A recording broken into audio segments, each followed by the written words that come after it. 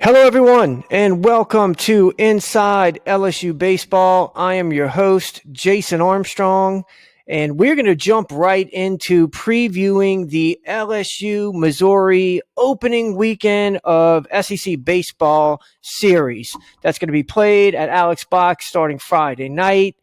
Bad weather on Saturday. I hate these kind of things when you got double headers involved and all that, but guess what?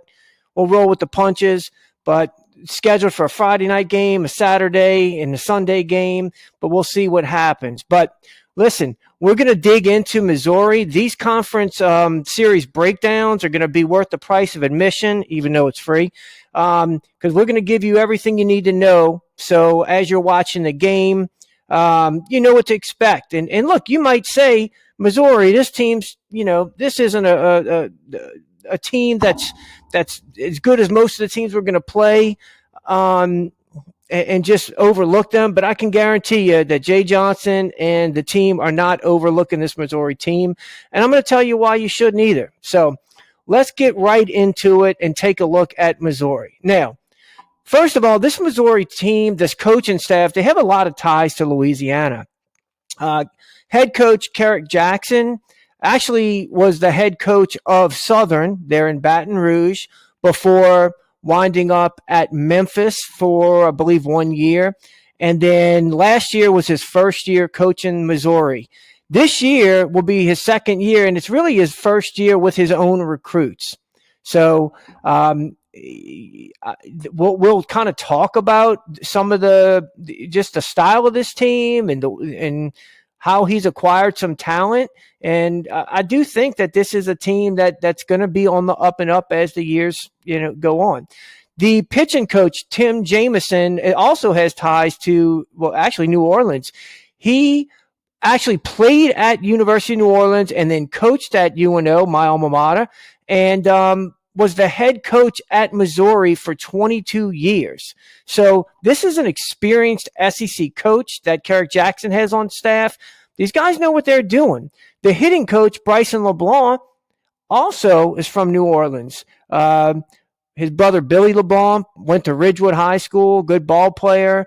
Actually was friends with his Bryson LeBlanc's mom, Brooke LeBlanc. We were friends I think we went to prom together. Shout out Brooke LeBlanc.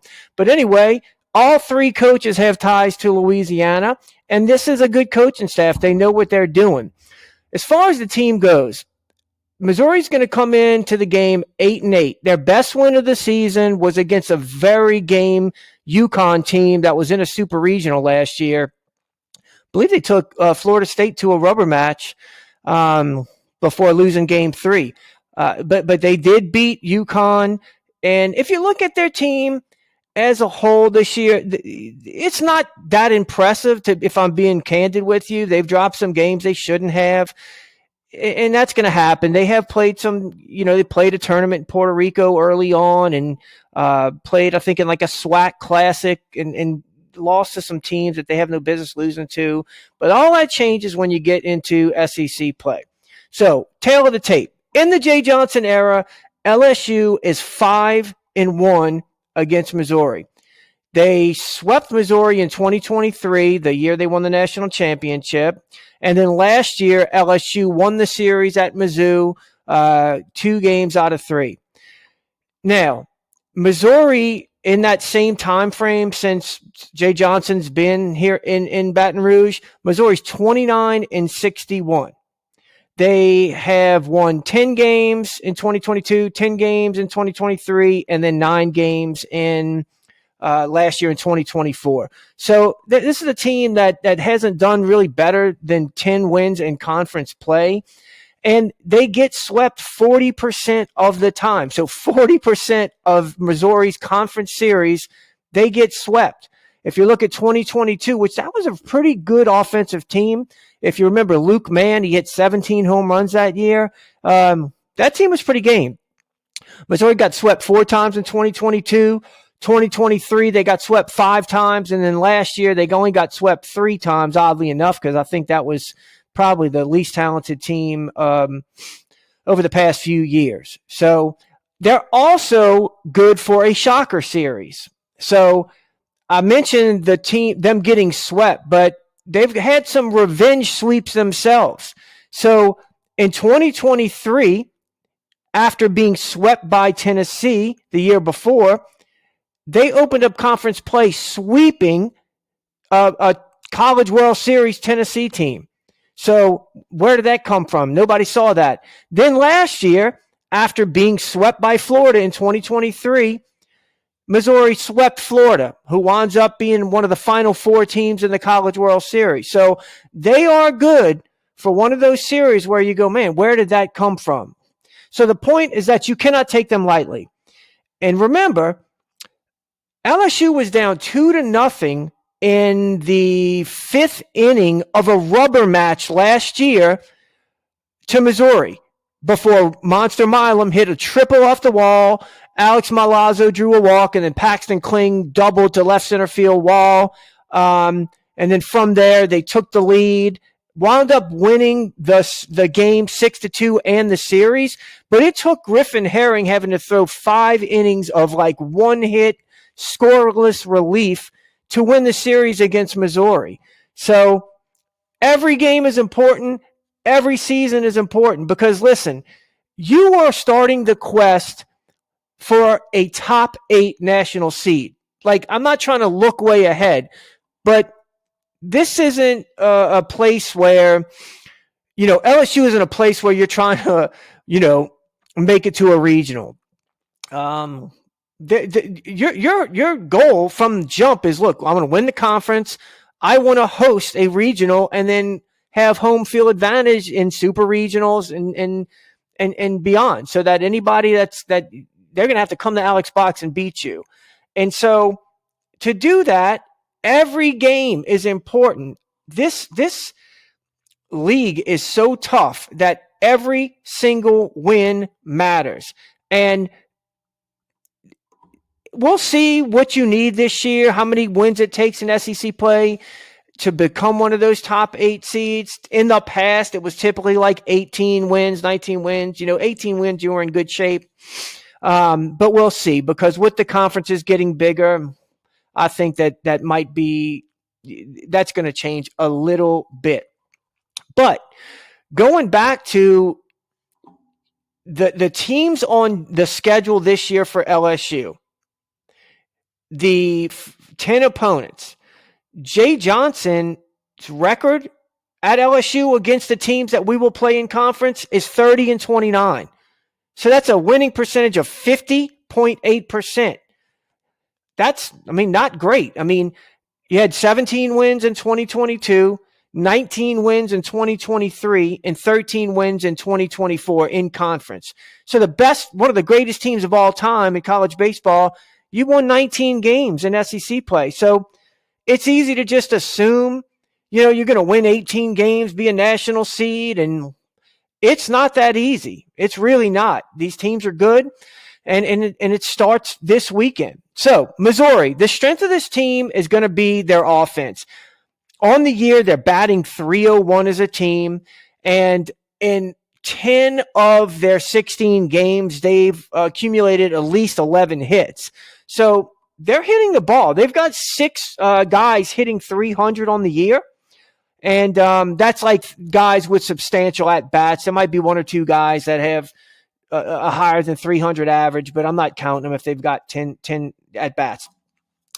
This is a team with plenty of athletic lefties in the lineup, a couple of switch hitters that you're going to have to face. I believe that the first 4 batters that you're going to face in their lineup are all left-handed, and that always is going to present unique problems, especially for a staff that's heavily right-handed. Remember, LSU's got 4 lefties. 4. And Cade Anderson, is your only starter. Connor Ware seems like he's going to have a big piece of play a big part.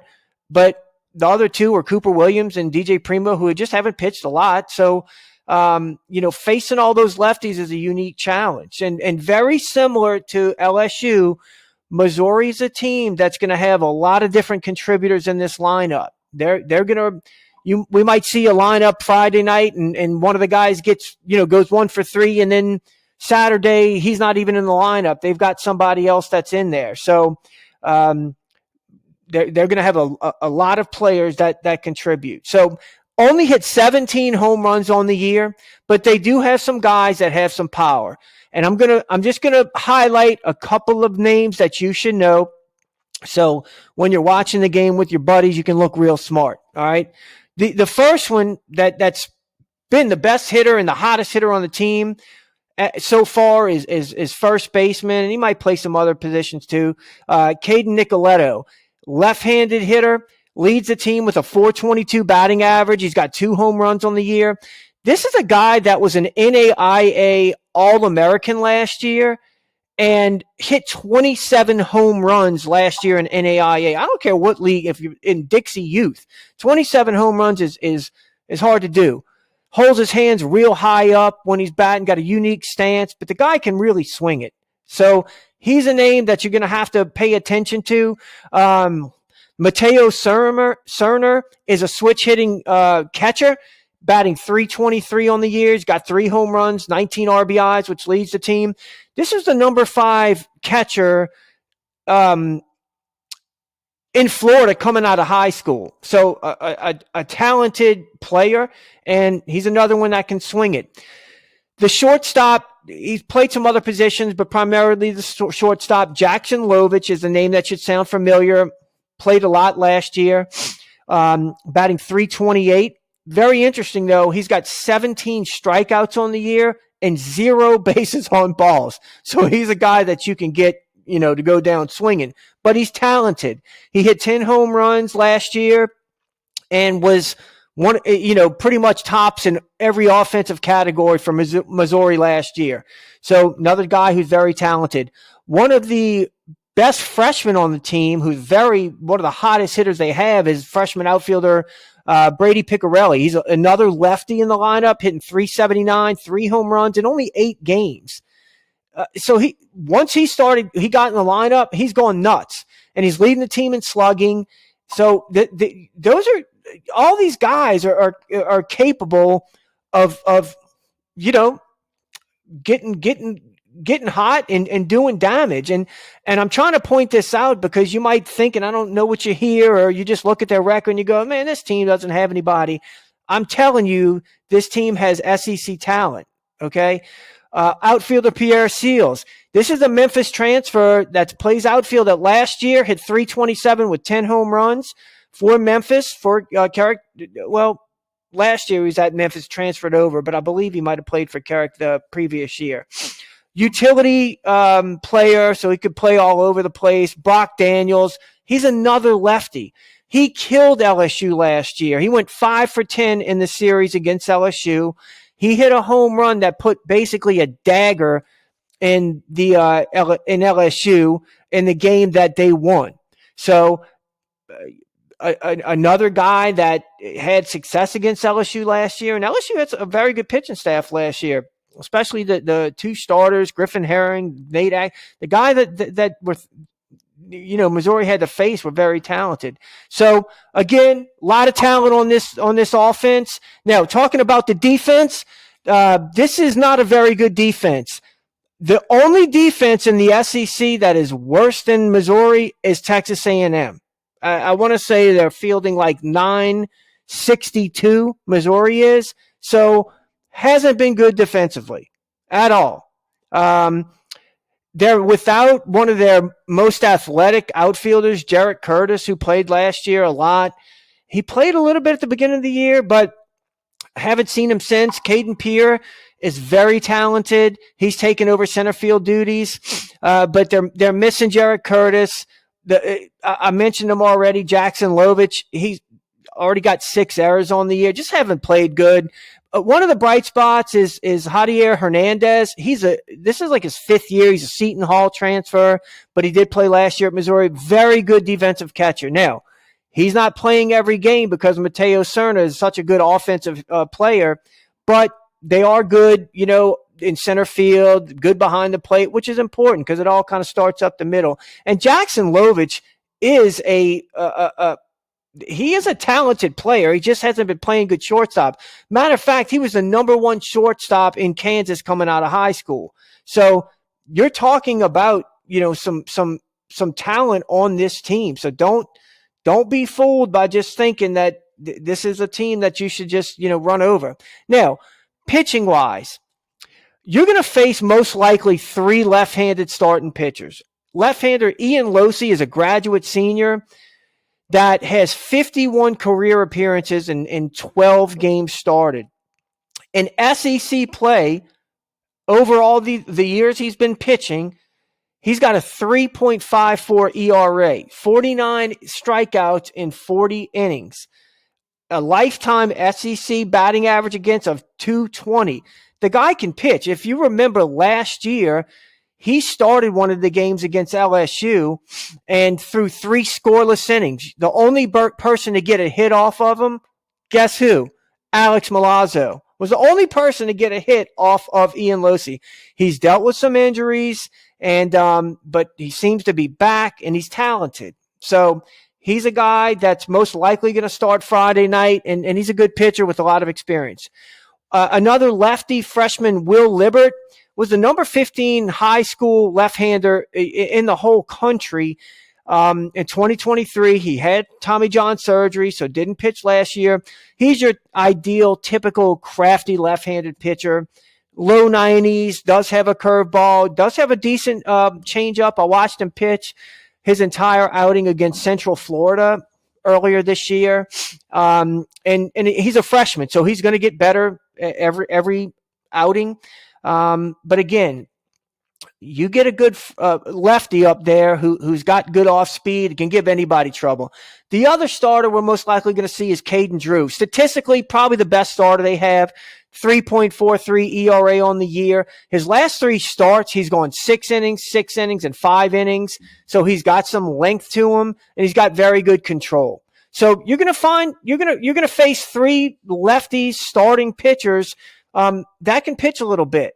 Now, the relievers that they're going to throw out there, I'm just going to highlight a few of them. Brock Lucas is a name that you might find familiar. He's got 41 career appearances with a 9-2 record. He's got very good control. His off speed's kind of his calling card, but you're most likely going to see Brock Lucas. He pitched against LSU last year. Another righty that's really got good stuff is Xavier Lovett. This is a guy who's low to mid 90s. He's got almost a 3/4 slot. So it's a very different look. He started his career at Mississippi State. Then, and he was on the Mississippi State team that won the national championship. I'm almost positive. You can fact check me, but I'm pretty sure it was 2021. Then transferred to Texas A&M. And so this is, 2 SEC. This is 3rd SEC school. So again, I'm just trying to paint a picture that Missouri has talented players. And Xavier Lovett's last outing was a 5 innings, 0 runs, one hit against him. So, he's heating up at the right time. One of the other arms that I will mention is right-handed pitcher Ben Smith. He did play a little bit last year, pitch a little bit for Missouri last year. He's got 8 appearances on the year, 14 strikeouts, only 1 walk, 2.88 ERA. He was a top high school player in the state of Missouri, both in 2022 and 2023. So, very talented player that they got on campus again. Now, I mentioned Tim Jamison, the pitching coach, that his credentials and just going back to they know what they're doing here. Missouri had a last year, their ace that would have been the ace again this year, Javen Pimental, that actually played at Arizona years ago. Very good. He threw 5 innings against LSU and gave up 1 run last year. He is out, I believe, for the year with an injury this year. Their number 2 pitcher, Logan Lunsford, from last year is now the ace at Wake Forest. He's pitching like one of the better pitchers in the country. Okay. And then Ian Losey, seeing what he's done. So they have this pitching, this staff at Missouri has developed guys, had some really good talented pitchers. And while 2 of them won't be in the rotation, I would expect the guys that they do have to have improved from last year and be completely game. So what am I most interested in from LSU's perspective? I've talked a lot about Missouri. I think what I'm looking for from LSU is mostly a couple things. How does the right-handed heavy staff, pitching staff of LSU, do against these left-handed hitters? Because it is a little tricky. You can't throw your breaking ball as much as you would like to because it breaks right into a left-handed hitter. Sometimes you get a little cautious by going, throwing your fastball inside because you don't want to hit them. It can just be a little challenging facing left-handed hitters because you're going to have to rely sometimes on that third pitch, that changeup that runs away from them.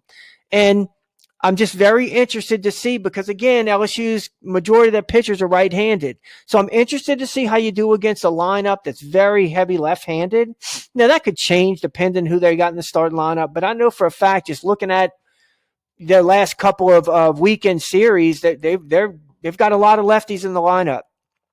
One of the other things that I'm interested in seeing is that circle of trust. Outside of the rotation, who steps up for LSU? Also, do we see, William Schmidt thrust into action when things get hairy? What about Connor Ware? We haven't seen LSU operate the way that we're going to see them operate this weekend because there are no more midweek starts for some of your key, bullpen or key arms on your pitching staff. You're no longer trying to kind of manage and save guys for a 5-game week. You're not trying to pace guys to bring them along. It's all hands on deck. All right. So I'm very interested to see in SEC play, who do you go to first out of the bullpen? How does William Schmidt factor in? How does Connor Ware factor in? I cannot wait to see that. The other thing is, can LSU minimize the walks? Because this has been, I've been very vocal about this, a boogaboo for LSU is when you do bring these guys in and you're bringing them in there, for 3 outs. Can you get in there and not walk guys? And I'm interested to see that if that circle of trust really shrinks this weekend, or does Jay Johnson continue to run a lot of different arms out there, even if it's for a batter or a certain matchup that he likes? So interested to see that. Offensively, the 4 horsemen of Curiel, Jones, Dickinson, and Milam, that right there can lead a team very far. I'm very confident that those 4 guys are going to do well week in and week out. Curiel's 450, Jones batting 448, Dickinson's batting like almost 380, Milam's hitting 391. All these guys are tremendous players. They're going to hit, all right? I'm very interested to see about the other guys in that batting order.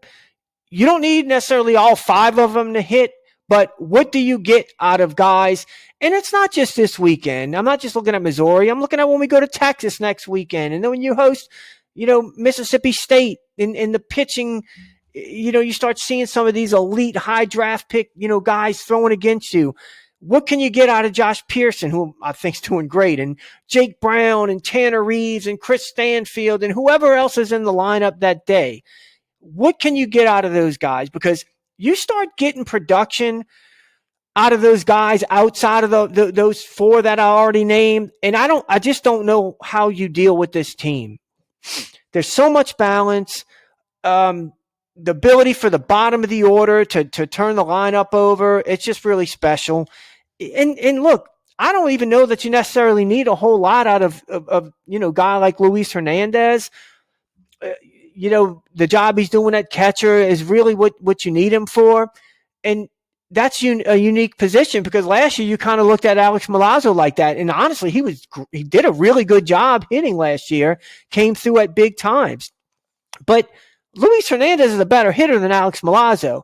So if you've got an offense so good that you go, hey, we don't really need anything from Luis Hernandez, a guy who hit 350 with 23 home runs last year, that's a serious offense. So I'm really excited to see how some of these other guys do this weekend and beyond. So that's going to do it. I want to keep these matchups pretty brief. and just hit you with a lot of good info that you might not have read or heard otherwise. And you better believe I'm going to be watching this series very closely, and we're going to be back here to talk about it as soon as it's over.